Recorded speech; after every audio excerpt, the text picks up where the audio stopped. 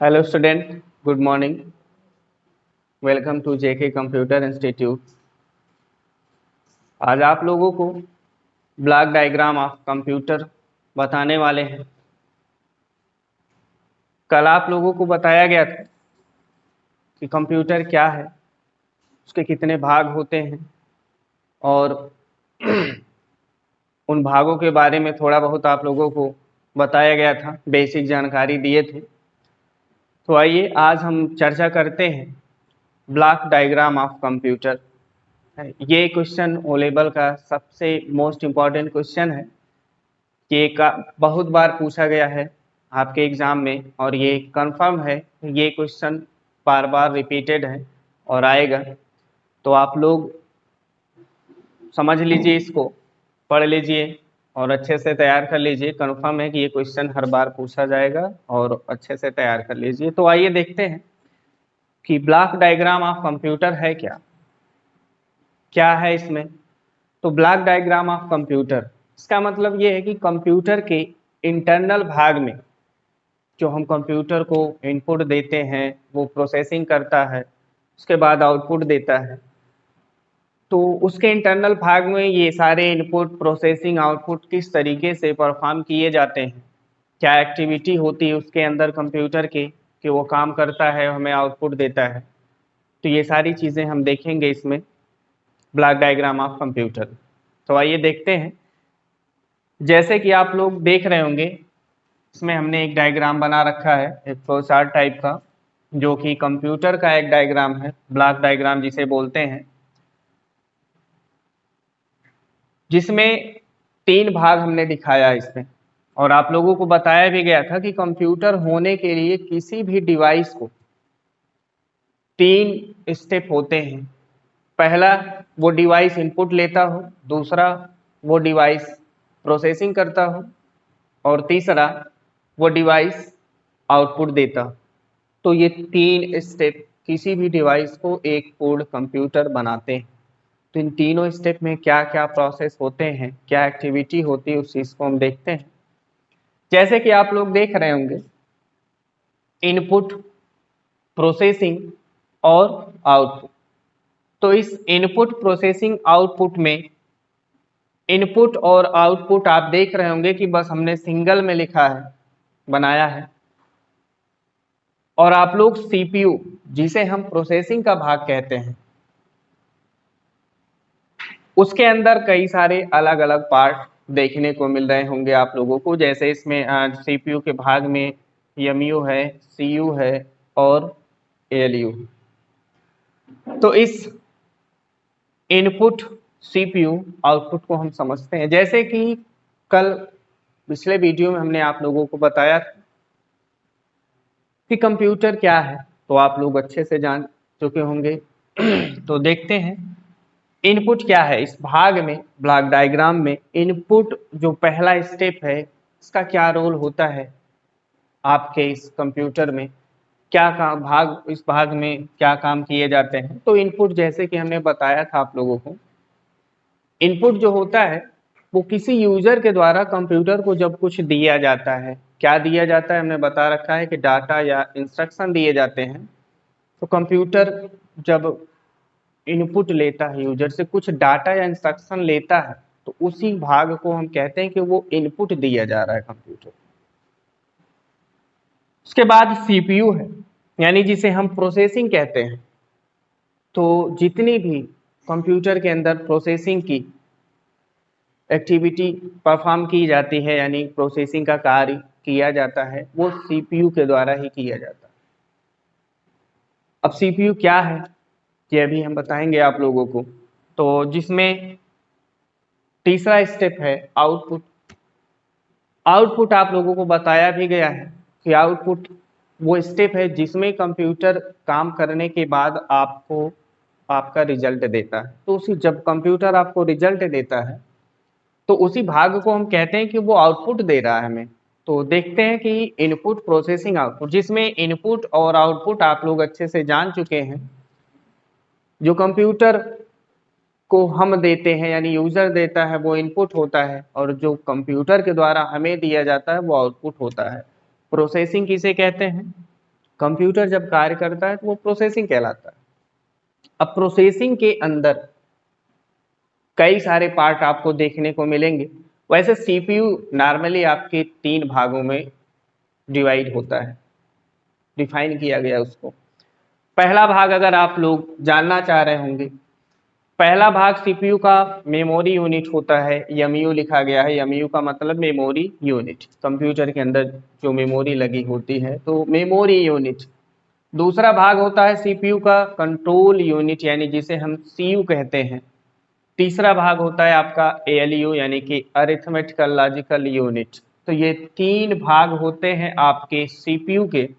देखिए स्टूडेंट, कभी कभी क्या होता है कि आपके एग्जाम में पूछ लेता है कंप्यूटर कंसिस्ट ऑफ, और कभी कभी दूसरा क्वेश्चन इससे रिलेटेड आ जाता है सीपीयू कंसिस्ट ऑफ। इन दोनों ही क्वेश्चन में स्टूडेंट जो है कंफ्यूज हो जाते हैं एग्जाम में।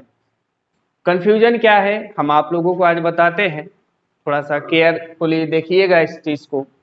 देखिए जब पूछा जाए कि कंप्यूटर कंसिस्ट ऑफ, जब कंप्यूटर कंसिस्ट ऑफ पूछा जाएगा तो कंप्यूटर के किन भागों से बना है, कंप्यूटर बना है कंसिस्ट ऑफ। तो यहाँ पे है कंप्यूटर के भाग अगर पूछे जाते हैं तो consist of computer, input, processing या सीपीयू कह सकते हैं, और तीसरा आप आउटपुट बताएं। तो अगर कंप्यूटर कंसिस्ट ऑफ की बात की जाए यानी कंप्यूटर बना है किन भागों से, इनपुट से, सीपीयू से और आउटपुट से, तो ये कंप्यूटर के 3 भाग हैं।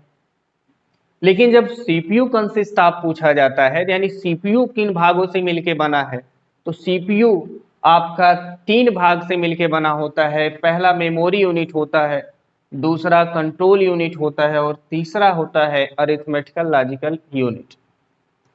तो ये 3 भाग अगर आप देख रहे होंगे, ये सीपीयू की बात की जा रही है, यहाँ पे सीपीयू का ये ब्लॉक डायग्राम है अगर इतने भाग की बात की जाए। बाकी ये इनपुट आउटपुट ये आपका पूरे ओवरऑल कंप्यूटर का ब्लॉक डायग्राम अगर बात करें तो ये पूरा इनपुट आउटपुट प्रोसेसिंग तीनों आएंगे। लेकिन अगर सीपीयू के ब्लॉक डायग्राम की बात की जाए तो वहाँ पे केवल सीपीयू का बस यही बीच में जो बनाया गया है डायग्राम, बस वही आप लोग उसमें बनाएंगे। मेमोरी यूनिट, कंट्रोल यूनिट और आपका एलयू यूनिट यानी अरिथमेटिकल लॉजिकल यूनिट। आइए देखते हैं कि जब हम या कोई भी यूजर कंप्यूटर को जब कोई डाटा या इंस्ट्रक्शन देता है कंप्यूटर को, तो किस प्रकार कंप्यूटर में कैसे कैसे वो डाटा के साथ क्या क्या चीजें होती हैं, डाटा जाता कहाँ पे है, फिर उसमें काम कैसे होता है। तो आइए देखते हैं। जैसे मान लीजिए कि किसी भी यूजर के द्वारा कंप्यूटर को इनपुट के रूप में दे दिया गया 1+2, मान लीजिए 1+2 दिया गया। अब आपको हमने ऑलरेडी बताया है पिछले वीडियो में या अभी भी हमने बताया कि जैसे मान लीजिए 1+2 कि कोई ना कोई यूजर देगा, तो जो भी किसी यूजर के द्वारा दिया जाएगा वही इनपुट होगा। तो देने वाला जो काम है वो हम इनपुट में दिखाएंगे। 1+2 आपका इनपुट हो गया। अब जब हम कोई भी डाटा कंप्यूटर को देते हैं तो वो स्पेशली कहाँ पे जाता है, तो जैसे आप लोगों को बताए हैं, जब कोई भी डाटा या इंस्ट्रक्शन कंप्यूटर को आप कभी भी प्रोवाइड करते हैं, देते हैं काम करने के लिए, तो वो सबसे पहले कंप्यूटर की मेमोरी में जाता है। लेकिन आप लोग देख रहे होंगे यहाँ मेमोरी यूनिट में हमने 2 मेमोरी को मेंशन किया है, एक प्राइमरी मेमोरी है, दूसरा सेकेंडरी मेमोरी है। तो प्राइमरी मेमोरी, सेकेंडरी मेमोरी, ये दोनों में डिफरेंस क्या है, क्या अंतर है, कब कब डाटा इन सब में पहुंचता है, प्राइमरी में कब जाएगा, सेकेंडरी में कब जाएगा, इस बात को हम देखते हैं। बाकी जो मेमोरी का टॉपिक आगे अगले वीडियो में बनाया जाएगा तो उसमें आप लोगों को पूर्णतः बताया जाएगा। लेकिन इसमें देखिए अभी केवल नॉर्मल छोटा सा डिफरेंस बताएंगे प्राइमरी और सेकेंडरी में। देखिए प्राइमरी मेमोरी, प्राइमरी मेमोरी का मतलब यह है कि जब हम कंप्यूटर पे कोई भी काम कर रहे होते हैं तो उस समय प्राइमरी मेमोरी में ही हमारे सारे कार्य हो रहे होते हैं। कोई भी डाटा देते हैं प्राइमरी में जाएगा, कोई भी इंस्ट्रक्शन देंगे प्राइमरी में जाएगा, कोई भी कार्य करेगा कंप्यूटर वो प्राइमरी पे करेगा। तो स्पेशली इसे हम वर्किंग टाइम की मेमोरी भी बोलते हैं कभी कभी, क्योंकि इस पे हम काम करते हैं। सेकेंडरी मेमोरी तो हम काम को खत्म करने के बाद जो हमारे पास हमारा इंफॉर्मेशन बचता है, कंप्यूटर हमें देता है हमारा रिजल्ट, अगर हम उसको स्टोर करना चाहें इन फ्यूचर भविष्य के लिए, ताकि हम उस पर दोबारा काम कर सकें या उसकी ज़रूरत पड़े हमें दोबारा, उसके लिए हम तब डाटा को सेकेंडरी मेमोरी में रखते हैं। तो इसको हम मेमोरी टॉपिक में आपको अच्छे से बताएंगे। तो बस अभी आपको इतना जानना है कि प्राइमरी और सेकेंडरी मेमोरी है क्या। कंप्यूटर की दोनों दो अलग अलग मेमोरी है। प्राइमरी में काम किया जाएगा और सेकेंडरी में उस काम को करने के बाद अगर इन फ्यूचर आप भविष्य के लिए उसको रखना चाहते हैं तो सेकेंडरी में रखा जाता है। तो चलिए देखते हैं कि अगर कोई यूज़र कंप्यूटर में 1+2 दे दिया तो वो डाटा सबसे पहले किस मेमोरी में जाएगा। जैसे कि हमने बताया आप लोगों को कि जब भी यूज़र के द्वारा कुछ दिया जाएगा, यानी कि यूज़र अब उस पर काम कर रहा है कंप्यूटर पे, तो जब भी कोई काम किया जाएगा, मैं आपको बताया कि वो प्राइमरी मेमोरी पर ही हो रहा है। इसका मतलब हमारा जो डाटा जाएगा कंप्यूटर में वो सबसे पहले प्राइमरी मेमोरी पर जाएगा, प्राइमरी मेमोरी में जाएगा। ये ब्लैक डायग्राम का पहला स्टेप है कि सबसे पहले जो इनपुट के रूप में डाटा दिया जाता है कंप्यूटर को, वो प्राइमरी मेमोरी में जाके स्टोर होगा। इसके बाद क्या है, प्राइमरी मेमोरी में आपका डाटा पहुंच चुका है। उसके बाद जो डाटा है वो सीधे कंट्रोल यूनिट के पास जाएगा। देखिए इसमें कंट्रोल यूनिट सबसे मेन रोल परफॉर्म करता है, दिखाता है।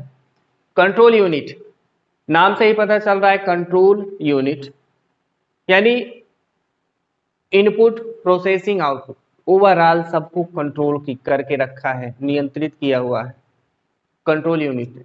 चाहे आप इनपुट दे रहे होंगे, चाहे कंप्यूटर प्रोसेसिंग कर रहा होगा, चाहे कंप्यूटर आउटपुट दे रहा होगा, तीनों ही स्टेप को कंट्रोल करने के लिए उसमें बनाया गया है कंट्रोल यूनिट, यानी कि नियंत्रित करना डाटा को, इंफॉर्मेशन को, या जो भी प्रोसेसिंग के पार्ट हैं उन सबको नियंत्रित करना, कंट्रोल करना इसका काम।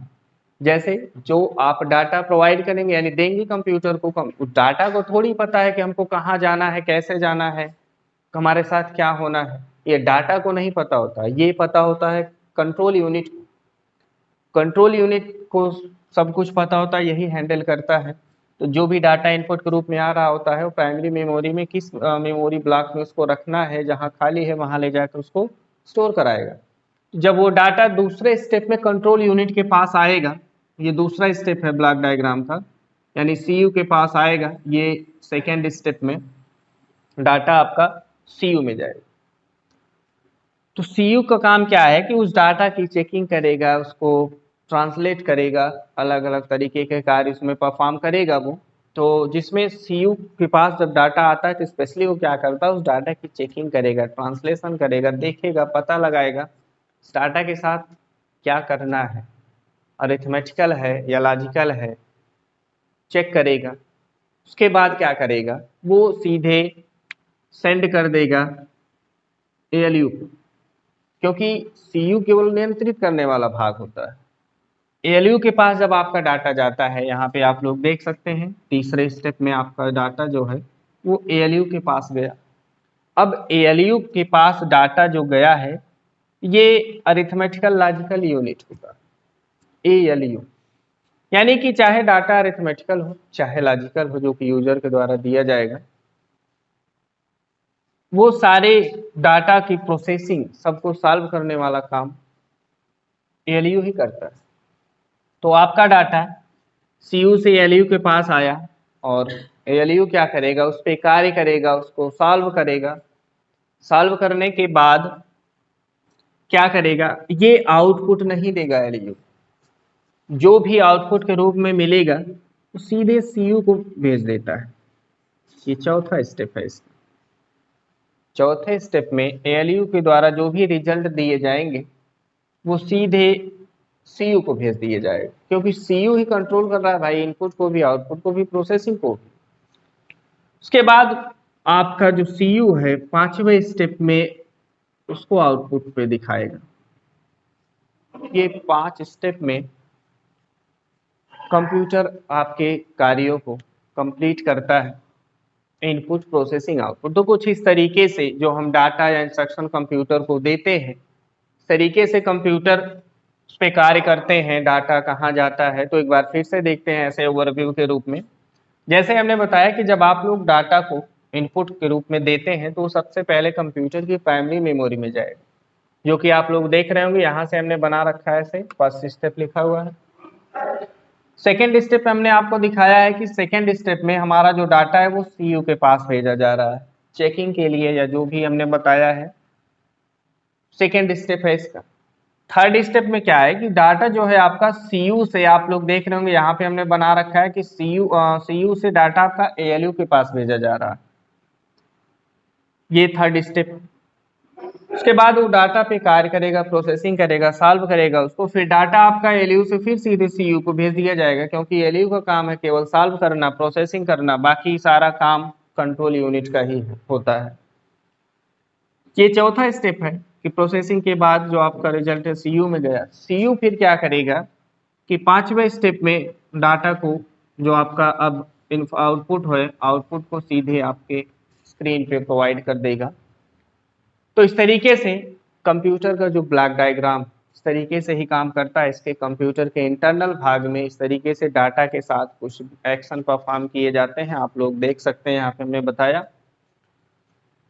जैसे इसमें कुछ नाम लिखे गए हैं, 60 शब्द लिखे गए हैं, उन शब्दों का मतलब समझ लीजिए आप लोग, या फुल नेम उसका जानना चाहिए आप लोगों को। जैसे यहाँ पे एमयू लिखा है, सीयू लिखा है, एलयू लिखा है, सीपीयू लिखा है, तो इन सब का पूरा नाम भी जानना जरूरी है आप लोगों को, क्योंकि ऑप्शनल क्वेश्चन में जो फर्स्ट पार्ट आपका आता है वो कभी कभी पूछ लेता है। 1 नंबर के क्वेश्चन के लिए आप कम से कम इसको याद रखिएगा अच्छे से, 1 नंबर तो मिल ही जाएगा, एग्जाम में आ जाए अगर सीयू का पूरा नाम, एएलयू का पूरा नाम या एमयू का पूरा नाम। तो लिख दे रहे हैं आप लोग, उसको लिख लीजिएगा कि सीयू का पूरा नाम क्या है। तो जैसे मेमोरी का जो यहाँ पे एमयू लिखा है, इसका पूरा नाम है मेमोरी यूनिट।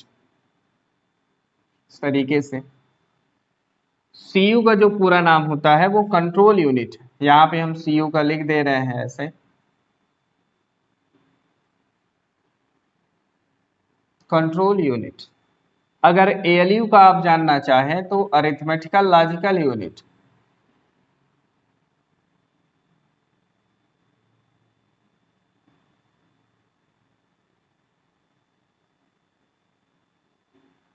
सीपीयू का सेंट्रल प्रोसेसिंग यूनिट।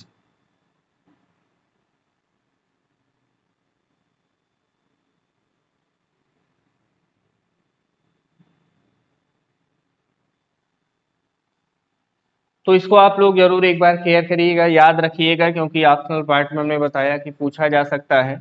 तो कंप्यूटर का जो ब्लॉक डायग्राम हमने पहले भी बताया आपको, ये बहुत ही मोस्ट इम्पॉर्टेंट क्वेश्चन होता है, कई बार पूछा जाने वाला। तो जिसमें आप लोग 3 पार्ट देख रहे हैं, तीनों पार्ट को हमने एक्सप्लेन कर दिया है। अब आगे बढ़ेंगे, देखते हैं। चलिए आइए अब हम देखते हैं कैरेक्टरिस्टिक्स ऑफ कंप्यूटर, यानी कंप्यूटर की विशेषता। जैसे ही आप लोग पहले भी जानते होंगे कि कंप्यूटर की क्या विशेषताएं हैं। जब भी कंप्यूटर की विशेषता के बारे में बात की जाए तो हमेशा इस टॉपिक को अपने आप से, यानी ह्यूमन से कोरिलेट करिए। अपने आप से कोरिलेट करेंगे तो इसकी विशेषताओं को आसानी से आप बता सकते हैं। जैसे कि हमने यहाँ पे कुछ विशेषताओं को लिखा हुआ है पहले से। कंप्यूटर की 5 मेन कैरेक्टरिस्टिक्स होते हैं, यानी विशेषताएं होती हैं 5 मेन कैरेक्टरिस्टिक्स। बाकी जितने भी कैरेक्टर, अब ऐसा नहीं कि केवल 5 ही होते हैं, आप और भी बना सकते हैं आपके दिमाग में आए, लेकिन इन पांचों के अलावा जितने भी कैरेक्टरिस्टिक्स आप बताना चाहेंगे वो कहीं न कहीं इसी से रिलेटेड होगा। इसीलिए कंप्यूटर की 5 मेन कैरेक्टरिस्टिक्स बताई जाती हैं, यानी विशेषता बताई जाती है। तो क्या है विशेषता कंप्यूटर की? तो जैसे हमने यहाँ पे लिखा है कि कंप्यूटर की जो पहली विशेषता है, एक बात और हमने बताया कि हमेशा ह्यूमन से कोरिलेट किया करिए कंप्यूटर की विशेषता को बताने के लिए। तो देखिए पहला जो कैरेक्टरिस्टिक्स यानी विशेषता है वो है स्पीड। आप लोग वैसे भी जानते हैं कंप्यूटर की जो स्पीड होती है काम करने की वो बहुत ज़्यादा होती है, बहुत फास्ट होता है कंप्यूटर। किसी भी कार्य को बहुत बहुत कम समय में काम करके आपको रिजल्ट देता है। जैसे इसकी जो स्पीड होती है ये 1 सेकेंड में कई करोड़ कई लाख इंस्ट्रक्शंस को एक्सिक्यूट कर देता है, यानी प्रोसेस कर देता है, उस पर काम कर देता है 1 सेकेंड में। तो इस हिसाब से और आदमी जो होता है किसी भी काम को करने के लिए वो थोड़ा सा समय लगाता है, तो इसलिए उसकी स्पीड कम होती है, यानी हमारी काम करने की स्पीड कम होती है। हमारी अपेक्षा कंप्यूटर की जो काम करने की स्पीड होती है वो ज़्यादा होती है। जैसे हमने बताया 1 सेकेंड में करोड़ों इंस्ट्रक्शन को ये परफॉर्म करता है, एग्जीक्यूट करता है या प्रोसेस करता है। ये है कंप्यूटर की पहली विशेषता, स्पीड। दूसरी विशेषता जो है आप लोग देख रहे हैं एक्यूरेसी। एक्यूरेसी का मतलब होता है विदाउट एरर, यानी शुद्धता। विदाउट एरर इसका क्या मतलब? बिना गलती। आप लोगों ने भी कंप्यूटर पे काम किया होगा, कैलकुलेटर पे काम किया होगा, बाकी सारी चीज़ें जितनी भी डिवाइसें आप यूज़ करते हैं किसी भी काम को करने के लिए अपने रियल लाइफ में, वो सभी कंप्यूटर हैं, जब हमने पहले बताया है। तो एक्यूरेसी मतलब होता है विदाउट एरर, मतलब बिना गलती किए। तो कंप्यूटर बिना गलती के ही कार्य करता है। कंप्यूटर कभी भी कोई भी काम अगर उस पर आप कर रहे होते हैं, कंप्यूटर कभी गलती नहीं करता है। गलती तब करेगा वो जब आप उसको गलत इंस्ट्रक्शन प्रोवाइड करें, गलत डाटा प्रोवाइड करें। एग्जाम्पल के लिए जैसे कोई भी कैलकुलेशन आप कंप्यूटर को देना चाहते हैं करने के लिए, जैसे मान लीजिए हमने यहाँ पे लिखा 235 प्लस 398, इसको जोड़ना है। अब मान लीजिए 235 प्लस 398 आपने लिखा, तो इसके हिसाब से वो आपको आंसर प्रोवाइड कर देगा जो भी होगा। लेकिन अगर मान लीजिए गलती आपकी है, मान लीजिए कहीं का कुछ भी कैलकुलेशन करना है, कहीं बुक से कहीं नोट से, मान लीजिए यहाँ पे 398 के स्थान पे यहाँ पे 396 था, तो भाई आपने 98 किया, उस हिसाब से कंप्यूटर आपको सही रिजल्ट दे रहा है, लेकिन गलती आपकी है कि आपने 6 के स्थान पे आपने 8 लिखा हुआ था। तो कंप्यूटर गलती तब करेगा जब उसको आप गार्बेज वैल्यू देंगे, यानी गलत वैल्यू देते हैं, तब वो गलत आंसर देगा आपको, लेकिन उसके हिसाब से वो सही आंसर प्रोवाइड करेगा। तो इसलिए एक्यूरेसी का मतलब भैया विदाउट एरर होता है, मतलब बिना गलती की। कंप्यूटर किसी भी काम को करता है उसमें गलती नहीं होती है, लेकिन अगर इंसान किसी भी काम को करेगा तो वो गलती जरूर कर सकता है, क्योंकि गलती करना इंसान का नेचर है। आप लोग जानते हैं, आप लोग भी गलती करते हैं। तीसरी जो कंप्यूटर की विशेषता है वो है डिलीजेंस। डिलीजेंस का मतलब होता है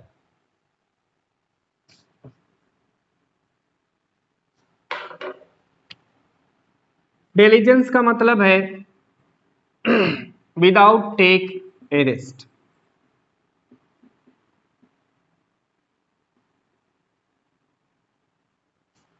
विदाउट टेक ए रेस्ट इसका मतलब ये बिना थके हुए। आप लोग भी कंप्यूटर पे काम किए हैं, जानते हैं कंप्यूटर कभी भी थकता नहीं है। चाहे उसको आप लंबे समय तक 24 घंटे, चाहे जितने समय तक कंप्यूटर पे काम करते रहिए, कंप्यूटर कभी मैसेज नहीं देगा आपको कि मैं थक गया हूं, मुझे ऑफ कर दीजिए, शट डाउन कर दीजिए। इस टाइप का मैसेज कंप्यूटर के द्वारा कभी भी आपको मिलेगा नहीं। तो जैसे विदाउट टेक ए रेस्ट हमने लिखा, मतलब बिना आराम किए। तो बिना आराम किए मतलब ये है कि बिना थके हुए। कंप्यूटर किसी भी काम को बिना थके हुए करता है, लेकिन इंसान की बात अगर की जाए, मानव की बात अगर की जाए, तो किसी भी काम को आदमी जब करता है उसकी एक लिमिट होती है, वहाँ तक काम करेगा, उसके बाद वो थक जाएगा, उसको रेस्ट की ज़रूरत होगी। तो इस हिसाब से कंप्यूटर कभी थकता नहीं है, ना कभी इस टाइप का मैसेज आपको नहीं देगा, वो इंस्ट्रक्शन नहीं देगा वो कि मैं थक गया हूँ मुझे ऑफ कर दीजिए। कंप्यूटर हर एक चीज़ का मैसेज दे सकता है आपको, बैटरी लो है, रैम में प्रॉब्लम है, हार्ड डिस्क में प्रॉब्लम है, उसके किसी भी पार्ट में अगर प्रॉब्लम होती है तो वो कोड के माध्यम से, बीप के माध्यम से आपको बता सकता है कि हमारे अंदर प्रॉब्लम है, ये प्रॉब्लम है, इसको सही करिए, या जो भी सारी चीज़ें हैं। लेकिन कभी भी वो ऐसा मैसेज आपको, ऐसा इंस्ट्रक्शन आपको कभी प्रोवाइड नहीं करेगा कि मैं थक गया, क्योंकि कंप्यूटर कभी थकता नहीं है। तो इसलिए डिलीजेंस का मतलब विदाउट टेक ए रेस्ट, बिना थके हुए कार्य करने की क्षमता जो होती है। चौथा जो आपका है विशेषता, वो है वर्सेटाइल। वर्सेटाइल का मतलब है मल्टीटास्किंग।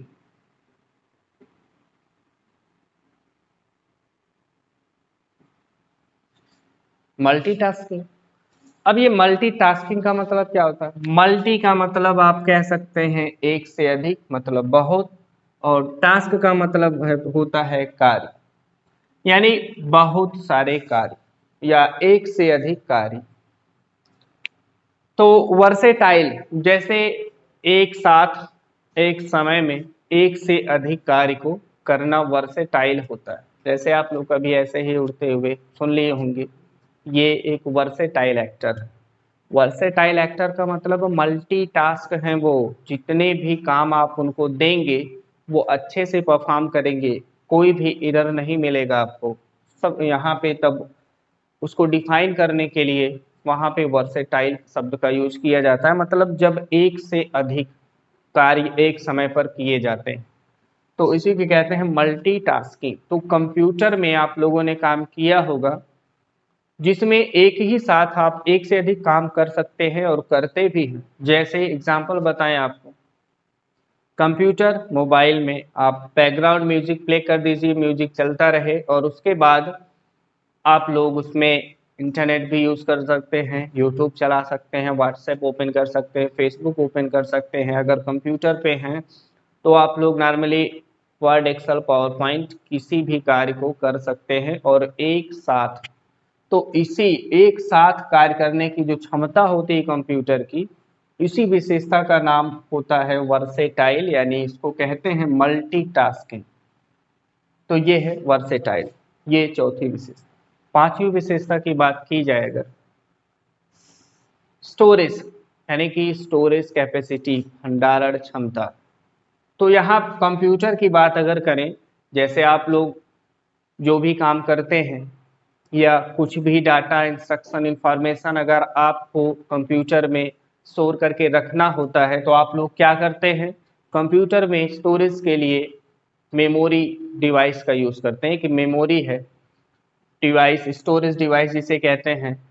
तो उसमें जो भी डाटा या इंफॉर्मेशन आपको रखना होता है, किसी भी प्रकार का डाटा हो सकता है, डाटा मतलब आपका टेक्स्ट में हो सकता है, ऑडियो में हो सकता है, वीडियो में हो सकता है, ग्राफिक्स हो सकते हैं, एनिमेशन हो सकते हैं, मतलब किसी भी प्रकार का जो डाटा आपके पास होता है उन सब को रखने के लिए कंप्यूटर में आप यूज़ करते हैं स्टोरेज डिवाइस का। मतलब ये है कि कंप्यूटर में लार्ज अमाउंट का डाटा आप स्टोर करके रख सकते हैं, भारी मात्रा में डाटा स्टोर करके रख सकते हैं, लेकिन ये जरूरी नहीं कि आदमी यानी मानव भी अपने दिमाग के अंदर इतने सारे डाटा को स्टोर करके रख सके। स्टोर कर लेगा लेकिन उसकी कोई गारंटी नहीं होती कि कब तक डाटा को स्टोर किए रहेगा, भूल जाते हैं हम लोग। तो इसी नेचर को कंप्यूटर में यानी स्टोरेज कैपेसिटी के नाम से जानते हैं, जो इसकी मेन विशेषता होती है, स्टोरेज क्षमता जो बताई गई है कंप्यूटर की। तो स्टोरेज क्षमता, वर्सेटाइल, डिलीजेंस, एक्यूरेसी और स्पीड, ये 5 मेन कैरेक्टरिस्टिक्स हैं। अगर और हमने कहा भी बनाना चाहें तो बना सकते हैं, जैसे रिलायबिलिटी। रिलायबिलिटी मतलब विश्वसनीयता, यानी विश्वसनीय है, भरोसेमंद है। कंप्यूटर एक रिलायबल डिवाइस है। रिलायबल क्यों कहेंगे, यानी विश्वसनीय क्यों है? भाई किसके ऊपर आप विश्वास करेंगे? जो आपके काम को अच्छे से करे, बिना गलती किए करे, कम समय में कर दे, उसी ऊपर आप भरोसा करेंगे। यानी किसी भी काम को करने के लिए एक इंसान को दे दीजिए, आदमी को दे दीजिए, और कुछ काम कंप्यूटर को दे दीजिए करने के लिए। कंप्यूटर गलती नहीं करेगा, कंप्यूटर आपका मतलब कोई भी उसको बहुत कम समय में आपके काम को करेगा, एक साथ कई सारे कार्य करेगा। तो ये सारी विशेषताओं से मिलकर ही बना है आपका रिलायबिलिटी। अगर आप लिखना चाहें तो लिख सकते हैं, लेकिन ये जानते रहिए कि ये 5 मेन कैरेक्टरिस्टिक्स होते हैं कंप्यूटर के। तो जो छठवां यहाँ पे है रिलायबिलिटी, यानी विश्वसनीयता। तो ये और भी अगर आपके दिमाग में पॉइंट्स आ रहे हो विशेषता को लेकर के, तो आप उसको डिफाइन कर सकते हैं, बता सकते हैं, लिख सकते हैं इसके बारे में, लेकिन वो हमने बताया कि इन्हीं पांचों से कहीं ना कहीं रिलेटेड होगा। तो ये है कंप्यूटर कैरेक्टरिस्टिक्स, यानी कंप्यूटर की विशेषता। आइए, आपका नेक्स्ट टॉपिक है application of computer. Application of computer का मतलब है कंप्यूटर के उपयोग, किन किन क्षेत्रों में कंप्यूटर का यूज किया जा रहा है, मतलब कहाँ कहाँ कंप्यूटर के यूज हो रहे हैं। तो नॉर्मली आप लोग भी जान रहे हैं कि कंप्यूटर कहाँ कहाँ और किस किस क्षेत्र में यूज किए जा रहे हैं। नियर अबाउट लगभग सभी क्षेत्र में कंप्यूटर का यूज किया जा रहा है। जैसे आप लोग भी जानते हैं, देखते हैं और आप लोग भी यूज करते हैं। तो यहाँ पे हमने कुछ लिखा हुआ है। अब ऐसा नहीं कि जितना हमने यहाँ लिखा है बस इतना ही है, और भी है, ऐसा नहीं है। तो जैसे हमने यहाँ पे कुछ टॉपिक के नाम दिए हैं, education, banking, hospital, ticketing, entertainment, study, home, railway, airport, gaming, editing, kitchen, office, etcetera, मतलब आदि। तो कहने का मतलब ये है कि कंप्यूटर किन किन क्षेत्रों में यूज किया जा रहा है। जैसे मान लीजिए एजुकेशन, स्टडी के मामले में, जैसे इस समय एजुकेशन से ही जुड़े हैं हम, आप लोगों को ऑनलाइन क्लास दे रहे हैं, तो ये आपका एजुकेशन फील्ड हो गया। बैंकिंग फील्ड मतलब बैंक में जितने भी कार्य किए जा रहे हैं आपके डाटा को हैंडल करने के लिए, बैलेंस ट्रांजैक्शन के लिए, अलग अलग जानकारी को हैंडल करने के लिए बैंक में भी कंप्यूटर का यूज किया जा रहा है। हॉस्पिटल की बात करें तो इस समय एक सर्विस चली है ई हॉस्पिटल, मतलब इलेक्ट्रॉनिक हॉस्पिटल। कोई भी परेशानी, दिक्कत अगर आपको आ रही है, आप नहीं जाने में असमर्थ हैं हॉस्पिटल में, तो आप ई हॉस्पिटल के जरिए डॉक्टर से कांटेक्ट करके आप क्या कर सकते हैं, उससे जुड़ सकते हैं, अपनी परेशानी को बता सकते हैं। तो कहने का मतलब ये, ऐसे ही नॉर्मली कंप्यूटर से जांच के द्वारा अलग अलग मशीनें बनाई गई हैं जिनमें कंप्यूटर का बहुत बड़ा योगदान है। आपके बॉडी को स्कैन करने के लिए, उनके हर एक पार्ट को स्टडी करने के लिए कंप्यूटर का यूज किया जा रहा है, मशीनों का यूज किया जा रहा है। ये है हॉस्पिटल में कंप्यूटर का यूज। टिकटिंग, आप लोग देख रहे हैं, जो रेलवे, एयरपोर्ट की जो टिकट बुक करने वाली चीज़ें होती हैं, जो भी काम किए जाते हैं, आपको कहीं आना जाना है, तो पहले क्या है कि जहाँ जाना है आप जाइए किसी स्टेशन पे, वहाँ पे पैसा दीजिए, फिर लाइन लगाइए, टिकट कटाइए, बहुत सारी असुविधाएं हो रही थी। तो ये आपके लिए एक सुविधा है, एक अपॉर्चुनिटी है अच्छी खासी, कि आप अपने घर बैठे कहीं भी जाना हो, बस टिकट, रेलवे टिकट, एयरपोर्ट का किसी भी, कहीं भी अगर जाना है, किसी चीज़ का भी टिकट आपको ज़रूरत है, तो आप क्या कर सकते हैं, अपने मोबाइल से भी क्या कर सकते हैं, बुक कर सकते हैं, आरक्षित कर सकते हैं मतलब। तो इस तरीके से टिकटिंग के फील्ड में कंप्यूटर का यूज़ किया जा रहा है। इंटरटेनमेंट, ये तो भैया आप लोग जानते हैं, यूट्यूब देखते हैं, गेम खेलते हैं, अलग अलग प्रकार के इंटरटेनमेंट के लिए, इंजॉय के लिए, खुशी के लिए, मनोरंजन के लिए आप लोग कंप्यूटर का यूज़ करते हैं टाइम पास करने के लिए। जैसे आप गेम खेल लीजिए, मूवी देख लीजिए, यूट्यूब देख लीजिए, फेसबुक, व्हाट्सएप, तरह तरह की सोशल नेटवर्किंग ऐप्स बनाए गए हैं जिससे आप इंटरटेनमेंट कर सकते हैं, मनोरंजन कर सकते हैं। तो कंप्यूटर यहाँ भी यूज़ किए जाते हैं इंटरटेनमेंट की फील्ड में। स्टडी मतलब जैसे हम यहाँ पे वीडियो बना रहे हैं, वीडियो बना के यूट्यूब पे डाल देंगे, आप लोग क्या करेंगे, अपने मोबाइल या कंप्यूटर के द्वारा ही उसको एक्सेस करेंगे, देखेंगे। तो ये क्या है, ये भैया आपका स्टडी है। मतलब स्टडी के फील्ड में भी आप कंप्यूटर का यूज़ कर रहे हैं, नहीं तो पेपर, कॉपी, कागज़, ये सारी चीज़ें आप यूज़ करते हैं। इसके बाद है होम, मतलब घर में, भाई अपने नॉर्मल काम को करने के लिए आप घर में भी कंप्यूटरों का यूज कर सकते हैं। जैसे अलग अलग चीज़ें हैंडल करने के लिए, घर के सारे कागज़ को मैनेज करने के लिए अलग अलग चीज़ें, और भी जो घर से रिलेटेड समस्याएं, प्रॉब्लम है, खर्च है, बैलेंस है, सब कुछ डाटा रिकॉर्ड बना करके आप अपने कंप्यूटर में रख सकते हैं। करिए इसको। इसके बाद है रेलवे, यानी कि रेलवे में भाई आपको पता है कि रेलवे फील्ड में कंप्यूटर किस तरीके से यूज किया जा रहा है। पहला टिकटिंग के लिए, उसके बाद रेलवे को कंट्रोल करने के लिए, इंस्ट्रक्शन इंफॉर्मेशन देने के लिए, तो हर जगह कंप्यूटर है भैया, तो रेलवे में भी है। एयरपोर्ट मतलब आप समझ रहे हैं, एयरपोर्ट में एरोप्लेन्स को कंट्रोल करने के लिए, इंस्ट्रक्शन देने के लिए, अलग अलग डाटा मैनेज करने के लिए, टिकट को बुक करने के लिए, तो अलग अलग काम को करने के लिए एयरपोर्ट में भी कंप्यूटरों का यूज़ किया जा रहा है। गेमिंग के लिए, हाई ग्राफिक्स के जो गेमिंग होते हैं, लो ग्राफिक्स के गेमिंग होते हैं, यानी कि इंटरटेनमेंट के लिए आप अब कह सकते हैं, तो यहाँ पे भी कंप्यूटर यूज़ करते हैं। एडिटिंग, अलग अलग तरह के वीडियो बनाइए, एडिटिंग करिए, एनिमेशन बनाइए, आप कर सकते हैं कंप्यूटर के द्वारा।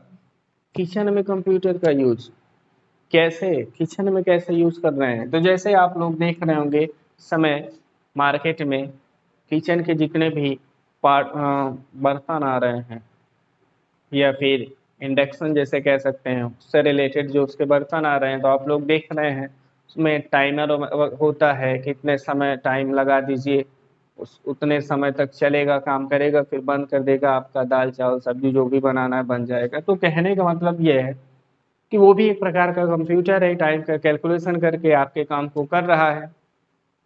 तो ये सारी चीज़ें, किचन की जितने भी चीज़ें हैं, सभी क्या है आपकी कंप्यूटर के द्वारा किए जाते हैं। तो इसलिए किचन में भी कंप्यूटर का यूज हो रहा है। ऑफिस, आपकी कोई भी कंपनी हो, बिजनेस हो, स्कूल, कॉलेज, यूनिवर्सिटी, हर क्षेत्र में, हर फील्ड में कंप्यूटर का यूज किया जा रहा है। तो इसलिए अब इससे और भी ज़्यादा टॉपिक हैं, ऐसा नहीं कि बस इतने ही जितना लिखा गया इतने में ही कंप्यूटर यूज़ किया जा रहा है, और भी फील्ड में कंप्यूटर यूज़ किए जाते हैं। तो आप लोग और भी मेंशन कर सकते हैं अगर पता है। जैसे जितने भी अभी तक हमने आप लोगों को टॉपिक बताए हैं, कुछ पॉइंट्स हैं, जो पॉइंट्स हम यहाँ पे इंग्लिश में लिख रहे हैं, लेकिन अगर किसी को प्रॉब्लम हो रही हो तो हम हिंदी में एक्सप्लेन कर रहे हैं, वीडियो को स्टॉप करके वो हिंदी वाला जो हम एक्सप्लेन करते हैं उसको लिख सकता है। लेकिन इतना देखने के बाद आप लोग बुक का यूज ज़रूर करिएगा। जो टॉपिक वीडियो में देखिए आप लोग, उसका जो टॉपिक है बुक में एक बार ज़रूर पढ़िएगा, क्योंकि बुक पढ़ने से आपका जो थियरी पार्ट है वो तो मजबूत होगा ही, साथ ही साथ ऑप्शनल पार्ट में, क्योंकि कुछ शब्द ऐसे मिलेंगे एग्जाम एग्जाम में, उन शब्दों को आप हो सकता है कभी ना सुने रहें। तो इसलिए अगर बुक पढ़ेंगे तो बुक में जो टेक्निकल वर्ड यूज किए जाते हैं वही आपके, क्योंकि जो एग्जाम में क्वेश्चन बनाए जाएंगे वो आपके बुक से ही बनाए जाते हैं। तो भैया बुक में टेक्निकल वर्ड होते हैं, आपको ऐसा नहीं कोई टॉपिक आ नहीं रहा होगा, टॉपिक आ रहा होता है। तो बुक पढ़ेंगे, टेक्निकल वर्ड को आप यूज़ करेंगे अपने लाइफ में, देखेंगे तो एग्ज़ाम में आएगा तो आसानी होगी, आप कर सकते हैं इस पार्ट को। तो इसलिए आप लोग बुक का भी यूज़ ज़रूर करिए। तो देखिएगा, बुक इसको पढ़िए, जितने भी टॉपिक बताए जाएं हर एक टॉपिक के लिए बुक पढ़िए। आइए आप लोगों को नेक्स्ट टॉपिक में बता रहे हैं पेरिफेरल डिवाइसेस, जिसे हम इनपुट आउटपुट डिवाइस के नाम से जानते हैं। तो जैसे इसमें peripheral device, input output device, जब पेरिफेरल की बात की जाए, पेरिफेरल का मतलब होता है कि कंप्यूटर सिस्टम में जितनी भी डिवाइस है आप लोग बाहर से उसमें प्लग करते हैं, जोड़ते हैं, लगाते हैं, वो सभी अपने आप में पेरिफेरल डिवाइसें होती हैं। तो बाहर से लगाने वाली डिवाइसों के रूप में आप क्या लगाते हैं, या तो इनपुट डिवाइस लगाएंगे या तो आउटपुट डिवाइस लगाएंगे। तो इसलिए एग्जाम में चाहे पेरिफेरल डिवाइस के बारे में पूछा जाए या स्पेशली वो कहे कि इनपुट आउटपुट डिवाइस के बारे में बताइए, तो दोनों के लिए ही टॉपिक सेम रहेंगे, क्योंकि पेरिफेरल डिवाइस का मतलब ही होता है इनपुट आउटपुट डिवाइस। अब ऐसा नहीं स्पेशली पेरिफेरल में केवल इनपुट आए, या आप लोग भी मान लीजिए एग्जाम में पूछा पेरिफेरल डिवाइस क्या है और किन्हीं 5 पेरिफेरल डिवाइसों के बारे में बताएं, तो ऐसा मत करिएगा। आप लोग पेरिफेरल क्या है बता दीजिए, जितनी भी इनपुट आउटपुट डिवाइस हैं पेरिफेरल हैं, और केवल आप आउटपुट का ही लिख के चले आइए या केवल आप इनपुट का ही लिख के चले आइए, ऐसे गलती मत करिएगा, दोनों को मिला के लिखिएगा। जैसे 3 आप इनपुट का ले लिए हैं तो 2 आउटपुट को मेंशन कर दीजिए, इस तरीके से। आप बता सकते हैं। तो देखिए, जैसे मान लीजिए इनपुट डिवाइस कौन कौन से होते हैं, इनको जानने से पहले जैसे हमने यहाँ पे इनपुट आउटपुट डिवाइसों को हमने लिख दिया है, लेकिन अगर किसी ने पूछ लिया कि इनपुट डिवाइस कहते किसे, तो कैसे डिफाइन करेंगे, कैसे बताएंगे उसको।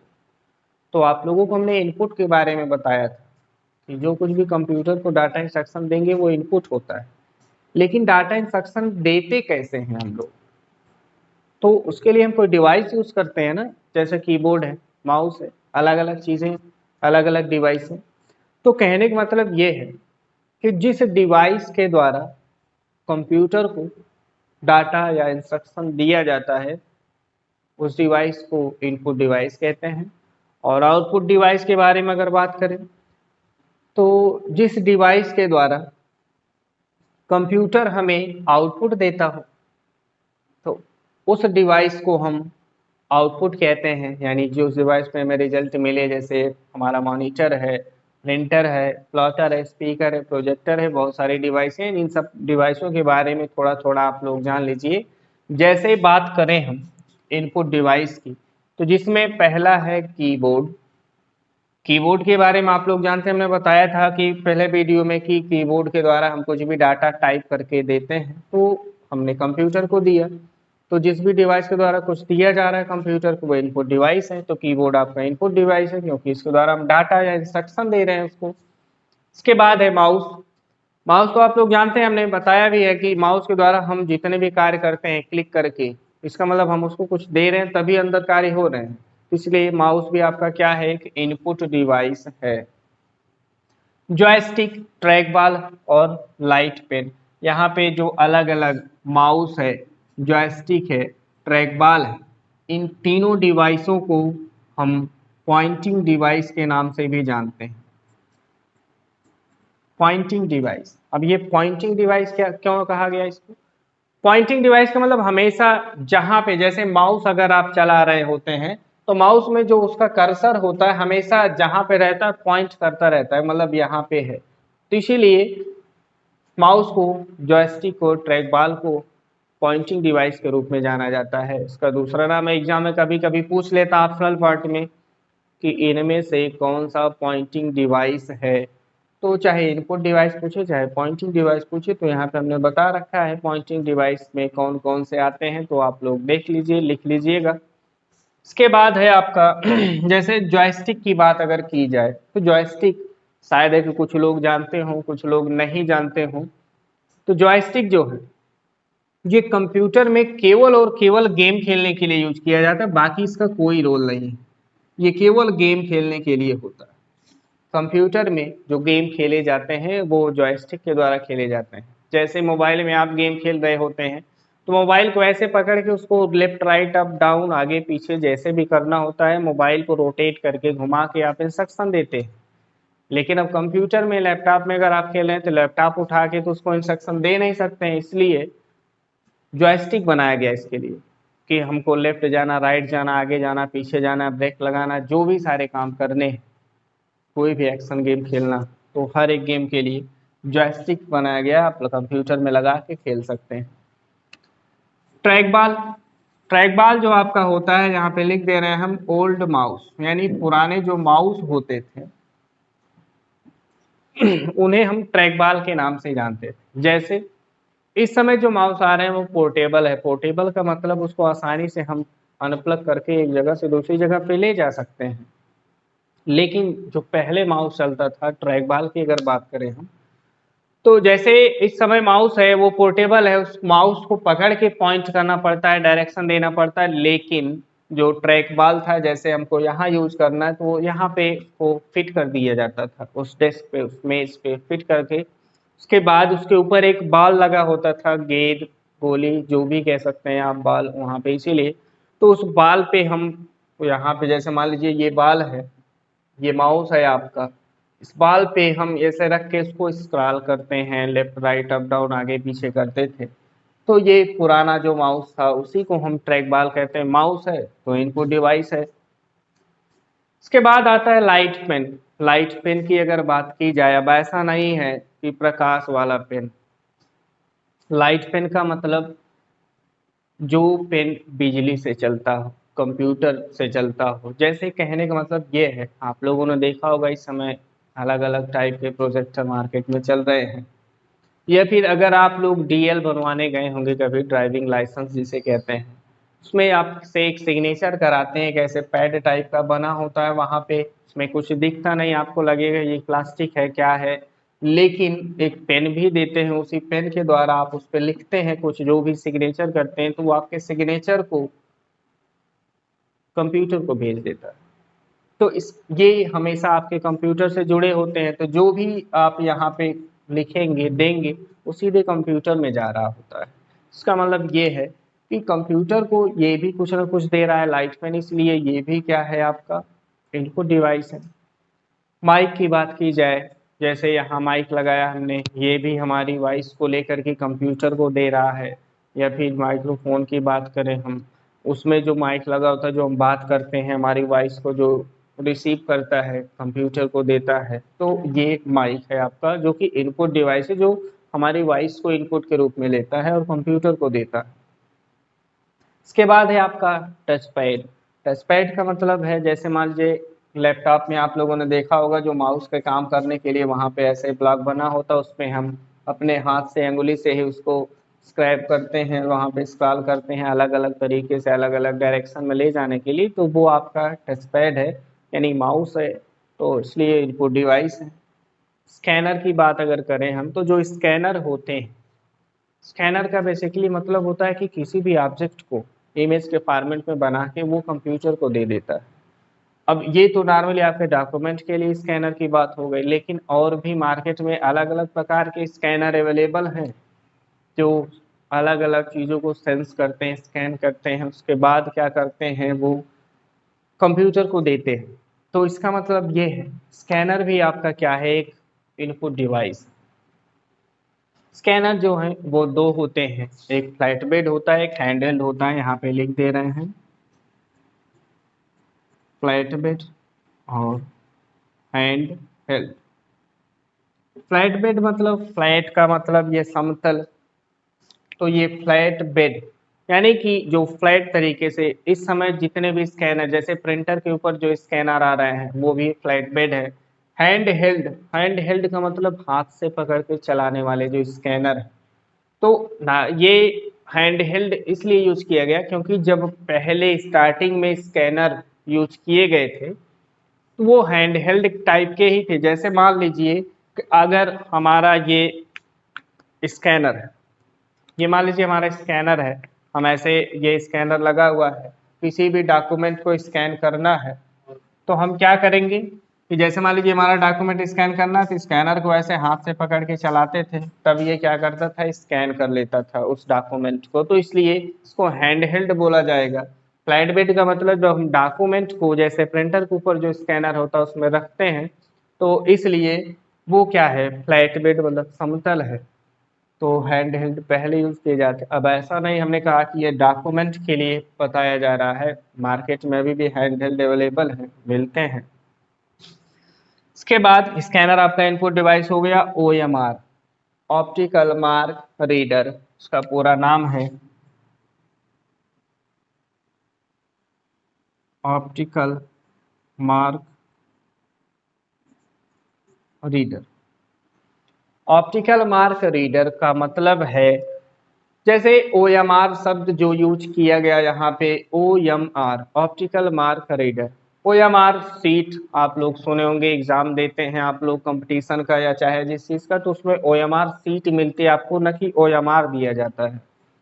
तो OMR सीट का मतलब होता है कि जो OMR सीट में आप लोग मार्क करके आते हैं, मतलब ऐसे उसको, उसमें एक सर्किल होता है, उस सर्किल को आप ऐसे फिल कर देते हैं इस तरीके से अलग अलग, यानी कि आप वहां पे मार्क कर रहे हैं। तो आपको पता है कि OMR सीट जिस पे आप लोग मार्क करके आते हैं, वो किसी एग्जामिनर के द्वारा नहीं चेक किया जाता है, वो हमेशा कंप्यूटराइज यानी कंप्यूटर के द्वारा चेक किए जाते हैं। तो इसका ये मतलब है कि OMR सीट जिस डिवाइस के द्वारा चेक करने के लिए कंप्यूटर में भेजा जाता है, वही डिवाइस आपका OMR डिवाइस होता है, लेकिन आपको दिया जाता है OMR seat. Optical mark reader, वो आपके मार्क को रीड करके कंप्यूटर को भेज देता है। तो जो डिवाइस कंप्यूटर को कुछ भेज दे वही आपका इनपुट डिवाइस है, इसका मतलब OMR आपका इनपुट डिवाइस है। BCR मतलब बार कोड रीडर। BCR का अगर हम यहाँ पे बताएं आप लोगों को, तो इसको हम हटा दे रहे हैं, bar code reader.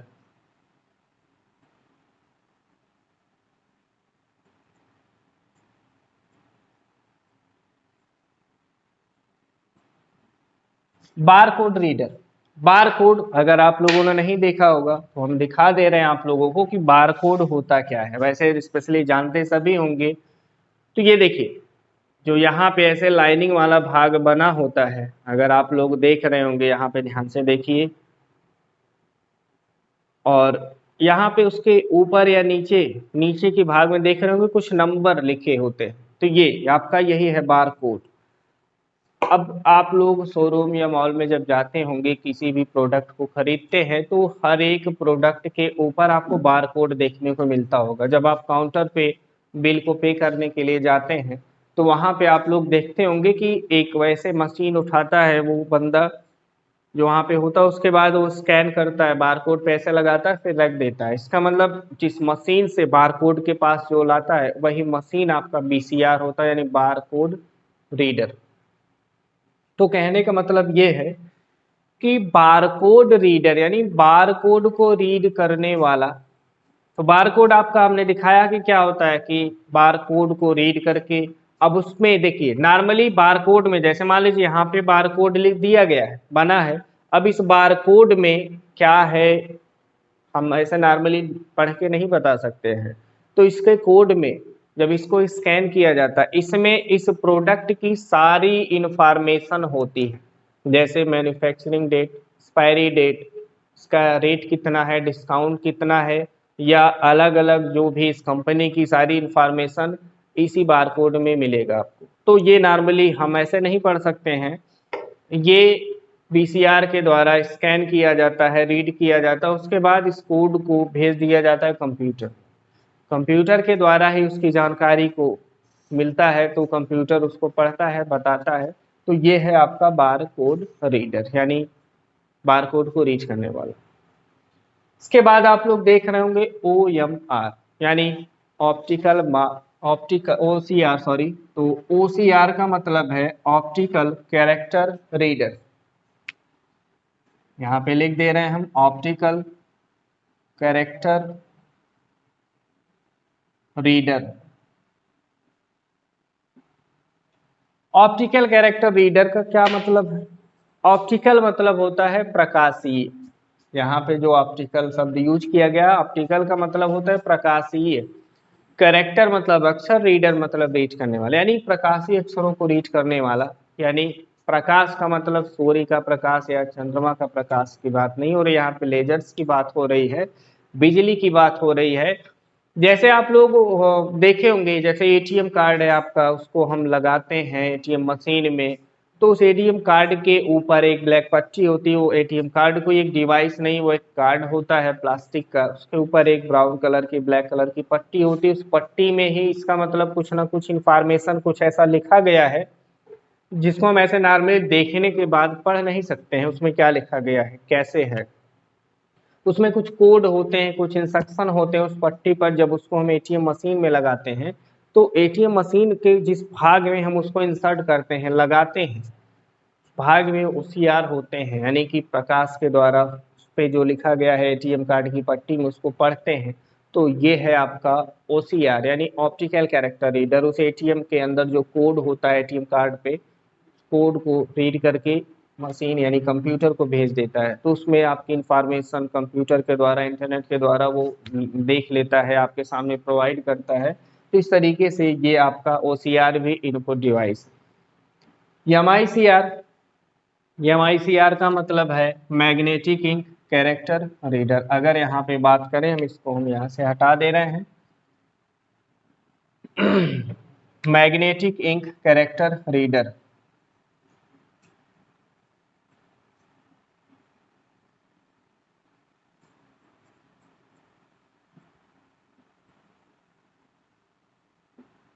Magnetic ink character reader, इस मैग्नेटिक इंक कैरेक्टर रीडर का मतलब ये है, मैग्नेटिक इंक मतलब चुंबकीय स्याही, कैरेक्टर रीडर मतलब अक्षर को रीड करने वाला। तो कहने का मतलब चुंबकीय स्याही से जो अक्षर लिखे गए उनको रीड करने के लिए। तो नॉर्मली अगर आप लोगों को बताएं हम इसमें ज़्यादा, तो सीधा सीधा अगर आप लोग बैंक का चेक देखे होंगे, बैंक का चेक, उस बैंक के चेक में नीचे की तरफ एक कुछ ऐसे फॉर्मेट में कोड लिखे गए होते हैं, नंबर टाइप के होते हैं। तो वो कुछ ऐसे नंबर फॉर्मेट में लिखे गए होते हैं। तो उस बैंक चेक में जिसके अकाउंट से रिलेटेड वो चेक होता है, उसकी सारी इंफॉर्मेशन अगर उस बैंक वाले को जानना है तो क्या करता है, ऐसे नॉर्मली उसको पढ़ के नहीं बता सकता कि इसमें कितना बैलेंस है, कितना क्या है, जो भी सारी चीज़ें हैं, जो प्रोसेस है। तो उसके लिए बैंक में रखा गया होता है MICR, यानी magnetic ink character reader. MICR एक मशीन है, इनपुट डिवाइस है। तो उस कोड को ही, उस कोड में सारी जानकारी, सारी इंफॉर्मेशन रखी गई होती है, जो कि एक इंसान, चाहे वो बैंक का ही कर्मचारी क्यों ना हो, वो नॉर्मली उसको पढ़ नहीं सकता या बता नहीं सकता है कि उसके अंदर क्या है। कोड से रिलेटेड सारी जानकारी जब MICR में डाला जाता है उस कार्ड को, चेक को रीड करने के लिए, तो वो उस नंबर को पढ़ता है, पढ़ने के बाद वो कंप्यूटर को देता है। तो कंप्यूटर उस कोड को मैच कराता है अपने डाटाबेस से, फिर उसके डाटाबेस से सारी जानकारी को दे दिया जाता है। तो ये आपका बैंक चेक को रीड करने के लिए MICR और भी जगहों पे यूज किए जाते हैं। तो एक एग्जांपल हमने बताया कि बैंक के चेक को रीड करने के लिए जो उस पे कोड बने होते हैं। तो ये आपके इनपुट डिवाइस हैं कुछ। उसके बाद अगर चर्चा करें हम आउटपुट डिवाइस के बारे में, आउटपुट डिवाइस जिसमें प्रिंटर आता है, मॉनिटर है, प्लॉटर है, स्पीकर है और प्रोजेक्टर। प्रिंटर, नॉर्मली आप लोग जानते हैं कि जो भी रिजल्ट हमारे कंप्यूटर के मॉनिटर पे यानी स्क्रीन पे दिखता है, उस रिजल्ट को अगर हम चाहें किसी पेज पर या पेपर पर प्रिंट कर लें, हार्ड कॉपी जिसे कहते हैं, तो उसके लिए हमें प्रिंटर डिवाइस का यूज करना पड़ता है। जैसे कोई A4 साइज का पेपर आप सुने हैं, या फिर मान लीजिए हाई स्कूल का मार्कशीट, आधार कार्ड कॉपी कराने जाते हैं, तो उसको प्रिंटर के द्वारा ही प्रिंट करके दिया जाता है आपको। मतलब वो आपका एक रिजल्ट है, उसको आप प्रिंटर के द्वारा दूसरे पे रिजल्ट को शो कर रहे हैं। मॉनिटर यानी कि जो डिस्प्ले टीवी होती है आपके स्क्रीन के सामने डिस्प्ले के लिए रखा गया होता है, वो मॉनिटर होते हैं, जो कि जितने भी काम हम करते हैं वो मॉनिटर पे ही देख के हम करते हैं। अगर मॉनिटर ना लगाया जाए तो हम क्या काम कर रहे हैं, हमारा रिजल्ट हमको दिखेगा नहीं, फिर आगे नेक्स्ट स्टेप हम फॉलो कर नहीं सकते हैं। तो इसलिए जो मॉनिटर है वो हमेशा हमारे रिजल्ट को शो करता रहता है और उसको देखते हुए हम अपने कार्य को कर पाते हैं। इसके बाद है तीसरा आपका प्लॉटर। प्लॉटर, आप लोग नाम सुन रहे हैं, टेक्निकल लग रहा है, लेकिन इसका काम आप लोग जानते हैं। जो मार्केट में आप लोग देखेंगे कोचिंग के लिए, कंपनी के लिए, किसी भी बिजनेस के लिए जो बड़े बड़े जो होल्डिंग या बैनर प्रिंट किए जाते हैं, जैसे जो बैनर वगैरह होते हैं, जो बैनर को प्रिंट करता है जिस मशीन, अब वो ऐसा तो है नहीं कि उसको पेंट के द्वारा उसको बढ़िया से पेंट करके कोई आदमी उसको बनाता है, नहीं, उसको किसी मशीन के द्वारा प्रिंट किया जाता है बैनर को। तो उन सभी बैनर्स को, होर्डिंग्स को यहाँ प्लॉटर मशीन के द्वारा ही प्रिंट किया जाता है। तो मतलब प्रिंट कर रहा है, तो इसका मतलब आउटपुट डिवाइस है ये आपका प्लॉटर। स्पीकर, जानते हैं आप लोग स्पीकर के द्वारा क्या होता है कि कंप्यूटर के अंदर जो भी ऑडियो बज रहे होते हैं, चल रहे होते हैं, प्ले हो रहा होता है, उसके वॉइस को, आवाज़ को सुनने के लिए हम लोग कंप्यूटर में स्पीकर लगाते हैं। तो जिसके द्वारा हम उसमें हो रहे काम को जो ऑडियो के रूप में होता है वो हमको सुनाई देता है। ये स्पीकर हो गया आपका आउटपुट डिवाइस। इसके बाद है आपका प्रोजेक्टर। प्रोजेक्टर जैसे आप लोगों को ऑनलाइन क्लास में जो सारी चीज़ें दिखाई जाती हैं अलग अलग तरीके से, या फिर आप सिनेमा हॉल में जाते हैं, जो फोकस करता है आपके वीडियो को प्ले करता है जिस मशीन के द्वारा, उसी को हम प्रोजेक्टर कहते हैं।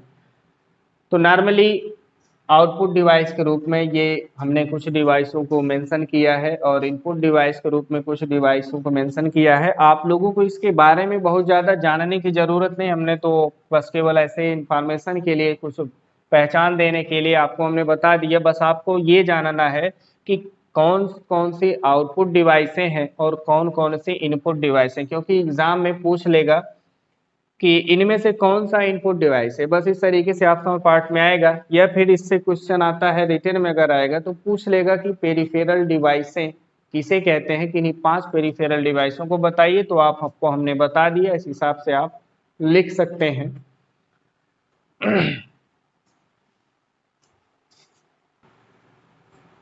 तो आज के लिए बस इतना ही टॉपिक था, और जितना बताया गया, जिन लोगों को थोड़ा सा कंफ्यूजन लग रहा हो कि इसमें कुछ पॉइंट्स इंग्लिश में हम लिख रहे हैं, तो आप लोग वीडियो को रोक रोक के इन सब पॉइंट्स को लिख सकते हैं, और जो हम हिंदी में एक्सप्लेन कर रहे हैं उसको भी आप लोग लिख सकते हैं अगर इंग्लिश में प्रॉब्लम हो रही है।